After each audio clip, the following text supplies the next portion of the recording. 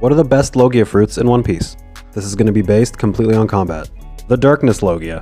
If the fruit is the reason Blackbeard can have 2 devil fruits, this is number 1. By a wide margin.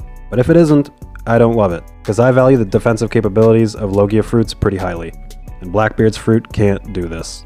So in my mind, that leaves us with these 4. Choose any of these and I get it.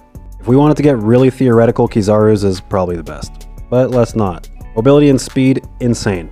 Attack power, it's there. I feel like the fruit is capable of so much more, but Kizaru is just too high to function. Akainu. Basically every time he's touched someone, they've lost a part of their body. This fruit is efficient. Buddy's just collecting flesh. But fruit mobility isn't quite there. And now we got the all-rounder.